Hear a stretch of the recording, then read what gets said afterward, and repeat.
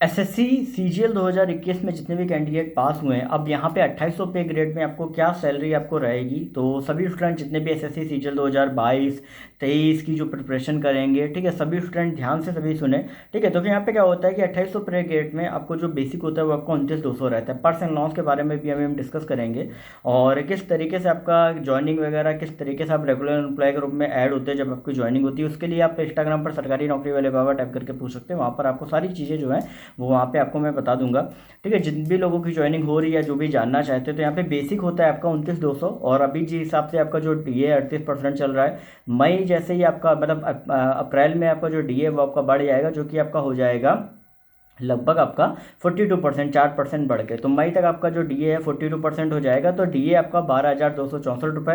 तो बेसिक मैंने आपको बताया 29,200, डीए 12,264 रुपये। और एचआरए और टीए जो होता है वो आपका XYZ सिटी में अलग अलग रहता है। XYZ सिटी में जो एचआरए होता है वो 27, 18, 9 के हिसाब से मिलता है। जैसे आपका 27% के हिसाब से 7,884 रुपये, वाई सिटी में 5,256 रुपये, जेड में 2,628 रुपये आपका रहता है। लेकिन जेड में आपका एक क्राइटेरिया है कि भाई मिनिमम आपका 3500 रुपये एचआरए जो होता है वो आपका इसके नीचे नहीं होना चाहिए। तो 2628 की जगह आपका कितना हो जाता है, 3500 हो जाता है। तो ये आपका हो गया सैलरी, एचआरए हो गया। टीए आपका एक्स सिटी में होता है 4968 रुपये, जो कि 3600 प्लस डीए और टीए के हिसाब से लगता है। और वाई और जेड सिटी में होता है आपका 1800 प्लस डी ऑन टी है, जो कि 2484 रुपये होता है। तो अगर हम इस तरीके से XYZ सिटी में ग्रॉस सैलरी अगर हम देखें, तो ग्रॉस होती है 54,316 रुपये, वाई सिटी में आपकी होती है 49,204, जेड में होती है 47,448।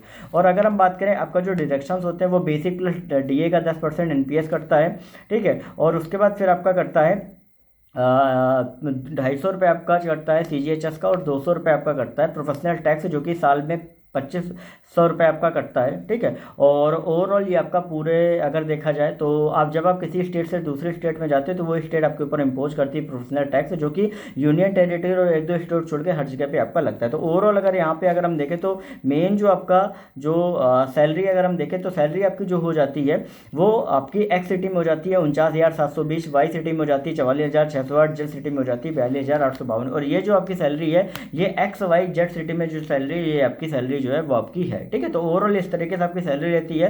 बाकी पर्सन लॉस में अगर हम देखें तो आपका पर्सन लॉस में अगर आप देखोगे तो पूरे साल में आपको जो 27,000 रुपये ट्यूशन फी आपको अलग से यहाँ पे दी जाती है। बाकी आपको मेडिकल बेनिफिट्स यहाँ पे आपको मिलते हैं, मेडिकल रिम्बर्समेंट आपका कितना भी हो वो आपका कर दिया जाता है अगर वहाँ पे आपका ग्रांट वगैरह अगर आपकी रहती है। और साथ ही आपका एलडीसी वगैरह का जो होता है वो 1 लाख आपको मिलता है। अगर आप बैचलर है तो आपको 4 साल के ब्लॉक में 2 होम टाउन आपको मिलेगी, या 2 या 3 होम टाउन मिलती है, एक आपको ऑल ओवर इंडिया मिलती है। और अगर आप बैचलर नहीं हो, मैरिड हो, तो आपको 3 आपको ऑल ओवर इंडिया मिलती है, एक आपको होम टाउन मिलती है। तो ये पूरा जो रहता है वो आपका पूरा क्राइटेरिया आपका रहता है। बाकी अपडेट्स के लिए चैनल को सब्सक्राइब करके बेल नोटिफिकेशन आइकन को ऑल पे करना बिल्कुल भी मत भूलें।